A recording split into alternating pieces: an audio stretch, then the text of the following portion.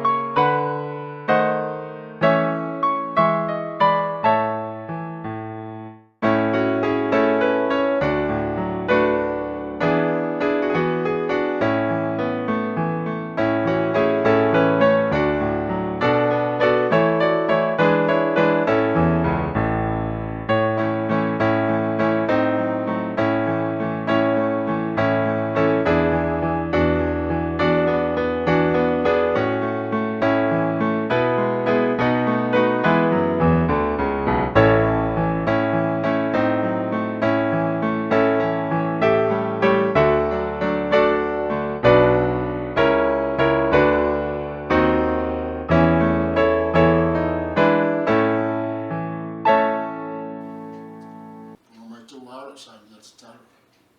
Na mātou te mai o le lani. Na mātou sauni mātou te whaalongo ma o tau tareina na uwhionga ni nei tu la fiafi.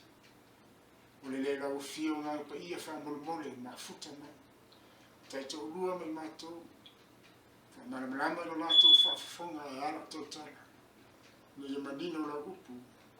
Ia mātou langona na mātou muri e whaatino lo uwhinwano.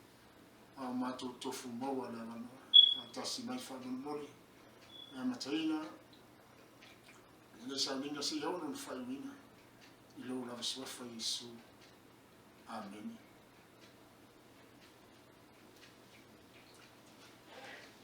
O le tatou mau au tū, o le lea fiafi, o maua lea i le lua Timoteo, e lua a lona whai upe tolu. Lua Timoteo e lua a lona whai upe tolu, whapea lona whai taunina. Lawa mata mai le whai upe mua. O le nei, o oe ro watari ie, ni wha malusia oe i le alofa tūma.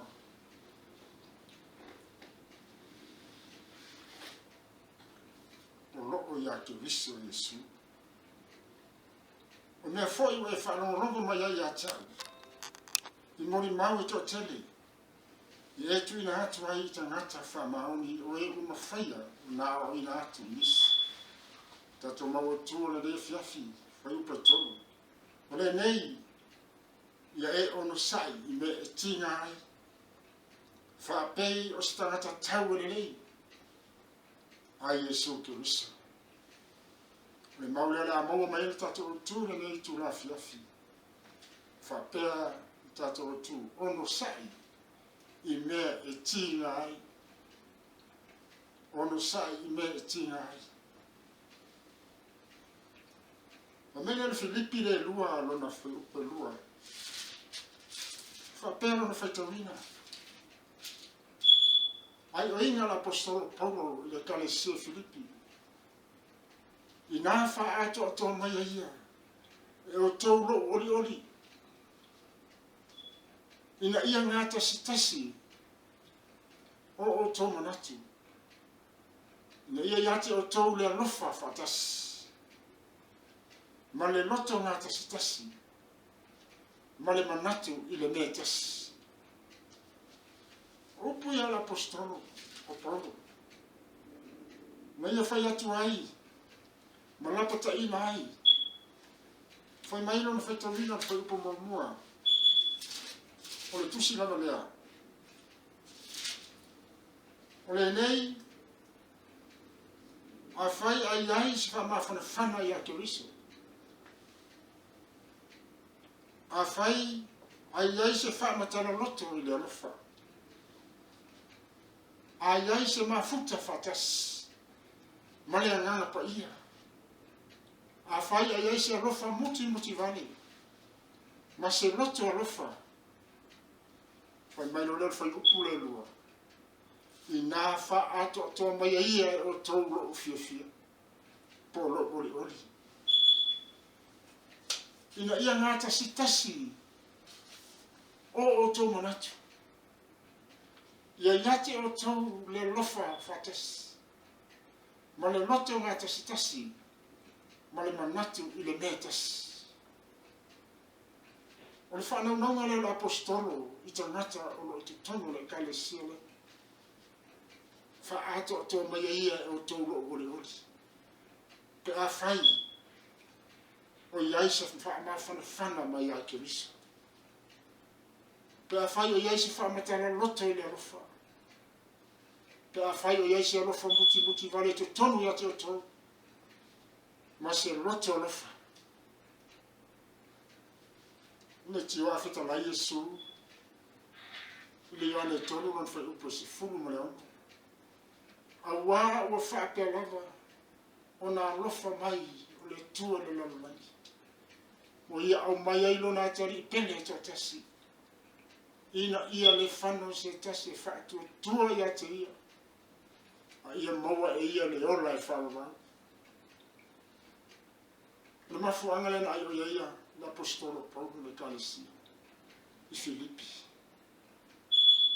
ina fa'ato mai ia o toro oli aisia wasila fiele le l'apostolo o lo iai fa ma fananga Yesu ke wise te tongo tangata taito tasi o o fifilia no ngata le o iai fa matara roto le lo fatu no le tu fa pere ma futana fa tasi ma le ana pa ia o le tu wa tasi loto finangalo le Paulo ia tasi loto le na pa wa iai l'apostolo fa ato to mai ia o toro fifia fa mele fa po toro au ane I whaia se mea tasi, mane whina vale, mane mita fua, a ia tai tasi o tau, mamanatu, mane loto maulalo, ua sili nisi ia te ia. O le whina ngano le Yesu ke riso I lana whana. Ia ngā tasi loto, e au na ai matapua ai masava vale tusa, o le upu moni a le tua. Ai le ngata I lea, ia maua le loto maua lalo. Ia maua le manatu le wasili nisi ia te oe ma.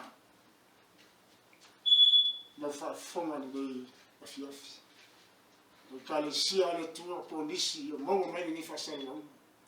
O le whina ngalo tu pito lea o Yesu ke wiso. Whaamawhana whana ai, I lana whana. I taime o mai ai whaina tāma poponga tu mau ma ia maua le mawhana whana le mawhtanga ma le anga pa ia o le tua. Whai mai ma le mita fua awane iai ai e tai tasi ma le manatu I le loto maularo. Le ngata le loto maularo ai ai le manatu wasili nisi ia te oe. Ua le aise wha maua runga se tangata. O e o taritonu le pumoni, ma taritonu o Yesu na fo ina mai le alo te tasi na ia le whano se tasi e whaatua ia te ia maua ia le hola I whanua. Pai mai na ngā luenga le luas furu o whai pos furu maiva. O I na mori mautino I fo I Paulo, ma ta watu I tangata, au wala nei au oma tuai lo na tua. Fa per foi pes fuma leiva. Na no luas fu foi pes fuma leiva. Wa o na ile I male loto mo na lo lava. Male malini tele lo mata. Ma fa so songa na o ya chau no ta purpulenga ai utai. Ma ta tia le moli mau Paulo. I to ina fa poto mai Efeso ma ta tala ai Paulo. Ma fa pe atu Paulo se na o na le ali ma loto maulalo. Le ngata le loto maulalo ale malini tele o loi mata. Pele le apostolo Paulo no na li o Yesu Kristo ia no li ua mai ia na talia le pumoni. Ma tu ina atu alo fola atu li tala le lei. Ai fai mai na ma fa o so songa na o ia tia. Ono le tau pulenga le anga a tangata I uteia. Ili mana o uteia e whaalonga le upo e ola ai. Ili whina ngalo mana o sa uteia o Yesu Keriso le te tonu o Yesu Keriso le ano le tua. Le whai mai le mone mau Paulo. Upo e lua se furu. O te le mana o na tia o se mea ti na e au ngā. Ina ne I le whaelo atu. Ma o atu ia te o tau I lumo le nu. Whaaso songa ai le ina tia I e pomo whina ngano le tua. Se mea ngana ia maua mailo na ali I whaona ma ta watu I tangata. Ina ia maua le hona. Sao nia mo le langi ma le hona I whaona. Wha mea whaaso songa no ia tau me te pupulenga tangata I uteia. Wha mea le poro te le ina tia se mea ngā. Ina ne I o le ta watu. Ma o ina ai o tau I lea nuu me lea nuu. Na o le nei lea. O loo mori tino mai e lea nganga pa ia tia upu o Paulo. Mori mai e lea nganga pa ia tia lea ai ma lea ai o loo whape mai. Ua whaatari mai no anga. puapua ngā i atia. Tau mai e le tua e ala le ngā pa ia lena o uma. Ia e whai tete. O lo whaatani mai noano hanga i atia mai. E te whare pui pui. E te puapua ngā e le tere le taimi. A to te rore mori maua polo le whai. Pa me whai pui mo le whaa. Ai o te le mana tua se tasi mea. Lo lava ona foi o te le nau iai. Se wha umalo o moe mare ori. A toa mare whaiva wa o maua mai le li o Yesu ke wisa. Lau wha whafonga maa ule le na tau tala na le fiafi. So upo le wha maa nosi ati oe maa. Le wha maa natu le fionga le tua ati oe maa. E le teine sawa ina ai le wha naua le tua. E le teine upuia ai wha oso saina. I mea na nei soifuanga. Hala satani. Tatinonga pomo. O le fina ngana fo le nga pa ia ia te oe maa i tā muli muli ai. Wha te a mea watuana. O mai ai o te le mana tua se tasi mea. Lo lava ona fo o te le nau iai. Tu a tōre soifua polo o ngai le tua peoti peona. O te tono le mafau fau le apostolo. Lona ola a tōru tu natu mole malana ngana. Mai se wha uma la momoe, se wha uma o tiute. Male oli a tō mare whiwa na o maua mai. I le leo Yesu ke viso. Man whai mai leo le roma le lima. Man whai upe tolu. I le ngata fo i lea. A ua tātou mita. I puapua ngā. Ia ua tātou i loa. O puapua ngā i tupu ai le ono sa. Whai pai whaare ono sa i tupu ai le mauti noa. O le mauti noa i tupu ai le wha moe moe. O le wha moe moe le mai. A wā ua wha mare inga mai le lofo le tua. I o tātou roto e le anganga pa ia. Mita i puapua ngā. Ono sa i puapua ngā. Leanga, o le mita i puapua ngā. Pa mai e tupu mai e le ono sa. Le ono sa i le au tui e le tātou pumamua. Ono sa i me tinga ai.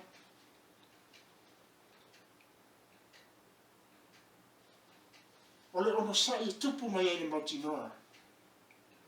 O le mauti noa tupu mai e le whamoe moe. Wa o whaamalingi na mai le lofa o le tua. Ia i tātou e ala i ngā pa ia le tua. Tō whaamanatu mai le lua Timoteo le lua lon whai upe tōru. Whai mai o le nei e ono sai. Ia o ono sai i me tinga ai. Le ale whai mai o te ngata. O a upe lafo mai. O a whawhita auri o ani whasarananga. O ani me teia ai o tātou waru le tua. Ia tātou ono sai me tina ai. Whapei o stangata tau. Tau le nei. Mo Yesu malana whi au. Ko i nito le, mo mua ko nito o man su lima, o man whai upe lima su malivani. Ia o tau tu mau. Tu mau ma le whanga e tia. E le manu e lua sa vali po le aunanga le tua. Ia tu mau le upumoni ua e te toru iai. O na o Yesu e whaola i nai. Ia alu walu lo o tau whamanosi ngā luenga le ri. Ia sila luenga le tangata. Le kale sia sister. O le ngā luenga le ri. Ngā luenga le tua soifua. Manona alo Yesu ke visi. Ia alu walu lo o tau whamanosi ngā luenga ale ali mare le ama. Ina ia o tau i loa. E le o se mea wha le ngā. Lo o tau tau a tina. Lo o tau tau tina. I le ali. Manana whia. Al walu le tātou whamanas. ele se tua ai anu ai luma tonu le pumoni ma tau le pumoni e maua ni nganga e whaalaina le taimi a fio mai ai lo tātou li o Yesu Kiriso. Alu lo tau whamanosi ngā ruenga le li ma le lea noa. Ina iau tau loa le se mea whaalea ngā e le tauri wa umasau nia le tua. Mo i la tau e tu mau e le whana e tia ai a ngā i luma mo le tau le ina ma whaatino ina fina ngalo le tua. Lea ngā le se mea whaalea ngā lo tau ti ngā ringa runga ma lo tau ti ngā e ana ringa runga le tua. Mai ngā rona rua le tātou whia. Tu mau se iau o leoti. Tu mau se iau leoti. I le mātai o le lua suma le whā. A lona whai upu.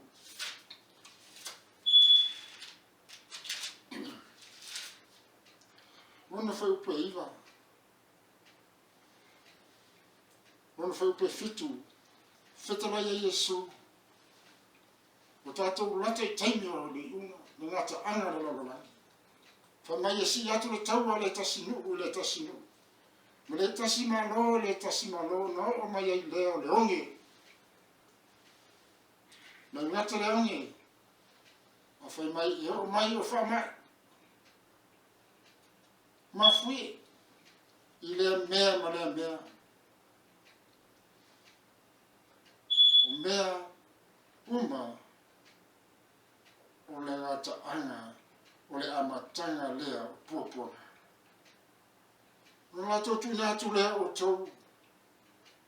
I le puapua. Ma nā tō whasiotia o tau. Ino sia foi o tau e no uma. Ona o lo inoa. Whamata o tau no unisi mea neimea. Whata nai hai fofonga pa I o Yesu Kiriso. I o e watau. Watau. Jai le whamai, o tau whainele na langi. I tua. Ai mawhi e so se mea o longa. O tau e le nu ma le nu. Le atu nu ma le atu nu. A leo whai mai le fiona. Tu whainga Yesu Kiriso. E tu ina atu foi o tau. I puapua ngā. Ma la tau whasio tia o tau. E ino sia foi o tau e nu uma. Ona o lo inoa. Li suafa Yesu Kiriso. Whamata o ino sia ina. Leo whainga luenga. Ona suafa leo Yesu Kiriso. Ma le upa Yesu Kiriso. Of course, yeah. A mai whetalenga Yesu. Whai mailo leo le mātai le rusu whālan whai upa sumara toru. A o le tu mau se ia o le ngata ana. E whao le ina leo. Le wa mai au tu numena lua leo le tātou whiau le le fiafi. Tu mau se ia o le oti. A o le tu mau se ia o le oti. E whao le ina leo. Ile ngā luenga lea e fitu. Ono whamatana ai whamaina la unga tu ai se te whano. Na ti a kono na filifilia. Ona yeile le wanoa. Nā rua tu ai se te whano ma la unga atu. E mata tia le mea nao o iai le ti a kono. Ilo nā lofa I le tua malona fina ngalo ala le pumo. So ia te watu wana o le tua. Le te inga mai le tua. I le taino Israel. Poronga I te tonu ai kupita. Whamaina lato fasi. Na lato fasi I temira o sai na lato fasi ma le whaalongo I perfeta. Na awina atu e le tua. Na lato le tale ina. E o lato te ma. Ma lato le whaalongo le fionga le tua. Mai o lato te te le nganga pa ia o le tua. Ma la unga atu e leo se te whanoma. Ma longolongo atu. Ma tautau atu. Le manuia e maua le tangata. Ta savali malona lote whamaoni ma tari eina upu. A le atua e ola ma manuia. Ma whamele le whaiupu le e lima sumatasi. Nga loenga fitu na vipo e lima sumatasi. Mai o tau ua maa ua. Ma ua le peri tomeina o loto o mataringa. Ua o tau te atu pe lava. Ila langa pa ia. Pei o tau tamaha. Ua whaalongo mai tangata. Whameu le mea ua ho ia ila tau. Ua leisi se toi toa file mu. Whaatu muina i le wheitai a se te whano malana upu. Ila na awa watu. Ai moni whamaoni. Talwai la to te le fia whaalongo ia fionga le tua. Wa la to te fo i la popo i ngai manu ia ilu. Wha mai whai pui lima sumat wha. Wa whaalongo i la tau ia upu. Ona matua lo toa lea o i la tau. Wa lili wa fo i o la tau nifo. Toi a la tau feo soi atu se tu lowe ai se te whanu. Lili wa o la tau nifo. Wa matua lo toa. O fia papai atu ia se te whanu. Aisa. Ta'u se te whanu i aile me manu i ai. A la tau te le fia whalongo. Whamata wa whaina matupu le me te tonu se tatua tunu Samoa. E ala whafonga le mea e lala ai me waitani. I o e tangata e le fia fia. I le telo whaifi au la tau te tau watu wana au Yesu e whaole ngai. O le tūla whono le upu moni a le tua. E moni me whamau. O le fionga le tua o le upu moni. E le tangata o le whaitai ai. Whapena tai mi leo se te whanu. A vai le mea na o ai. O le ngata ina rotoa. O le li vau o la tau nifo. Whamel whaupu e lima suma lima. A ua tumu se te whanu o le ngangapa ia o le tua. Pula toa se te whanu le langi. Ua ilo atu le pupula o le tua. Ma le atali o le tangata o lo tū le tū tamatau o le tua. O vai atu se te whanu le lotoa ma le lili vau mai o nifo i ate ia. A ua mawhau se te whanu. Wa mai ua tumu o ia le ngangapa ia o le tua. Pula toa le langi. Ua ilo atu le pupula o le tua. Ma le atali o le tangata o lo tū le tū tamatau o le tua. Ma tautia le mea na o iai se te whanu.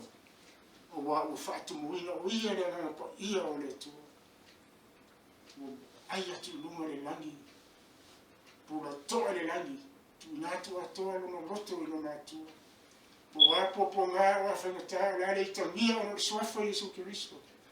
Ma pau le mafofau se te whanu o iai se i ona pupura sa o le tua. Tu natu atoa luna loto i luna atua. Whanau o wa aia Yesu Kiristo o tūre tu tamatau o le tua. O matautia. Ai se au tūra ia Yesu. Fia apa mai Yesu i lona atali i e lage ai. Ona ua itangia e tamata. E le whaingatai e Yesu Kiristo na apa mai na se Yesu Stefano. I le teimina itangia ai ia e tamata le whaanongo. Ma le tari tonu upu o le tua. Le whaingatai. Whapena foi. Oi. Lo sila mai le tula fiafi. Wa popo ngā whaingatai. E o mai ati o na upu moni ale tua. Tu mau se iau le oti. Tu mau se iau le oti. Whai mai leo le tala. Le whai upu le lima sumaonga. Whaauta o lole langi wa wanoa. Ma le atali o le tangata o tu. Wa whaelua o na mori mau.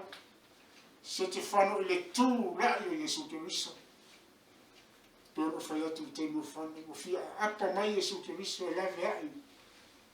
Lana au ona se te fane. Pe tai le popola Yesu wa wai lore le Yesu Kiristo mo le tamare nani. Wa ia le taui o se te fane o na lona tiute. Tu mau se o loti. Fa mai le fai pe lima suma fitu ona langa le o la tau ma le lo te tele. Fa mai wa pupuri o la tau talinga. Wa tasi o la tau roto. Wa iari filifili wa tasi o tangata umana te te. Ma le fia whanongo le launga se te whano. Lea lea. Wa mai wa tūrei atu foi a te e tua le ai. Ona la tau fitongi lea i a te e i maa. Te arofa la umana le tua. wa faina mo popo ngati e peta le loto tele o Stefano so lona loto atoa a o le tu mau se o le ngataanga le faola ina le popole Stefano lona tino le popole Stefano lona ona o tu ina atoa Stefano lona soifua e ona peoti mo lona tu e ala le nganga le tu na la to fetongi lea ya te ena pa me foi pe lima suma iva mo fetongi foi ya te la to ya Stefano o vala au oia o fa pe atu mo le tele lea ni ie Yesu ye etalia mai lo ngana le vala au al tangata o mauti noa le pu lea le lo langi lo no soifua fa me o to tu li foi o ia ma langa ma le tele lea ni ie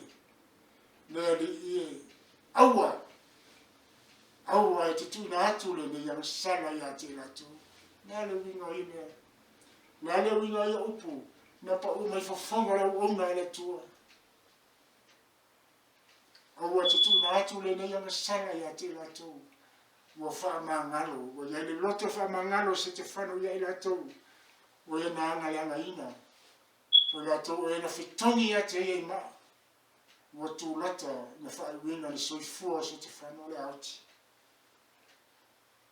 sa le popole Stefano po apo po ngana ui ai na Paulo na nganga ato tu na atu lona ola ile tu le oi ai Stefano lona ali au e tu na atu le ne yang sala ya te na tu fa mai uma atu ona upu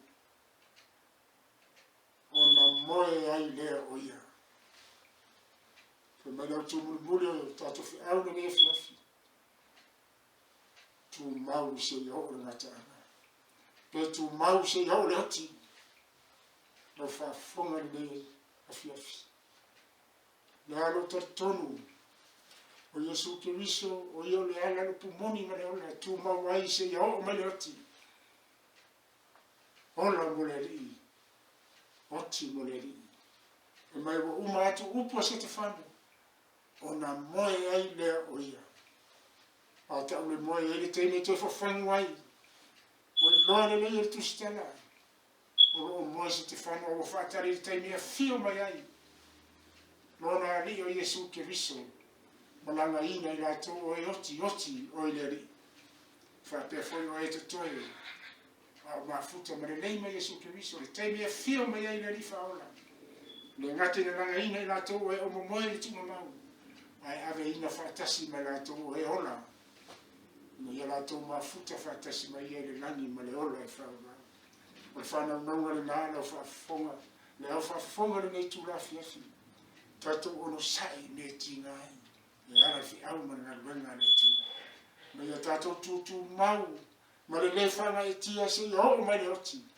o e ona e muri e fai al fio ngano tu tasi o le tua au maua la manoa ono sai me tingai tu mau se Yehovo i le oti i le suafo Yesu amen le apunu mai o tu wau o sa unia tita lo mātou ta mai o le nani whaftai le o mai o lawa fionga ia i mātou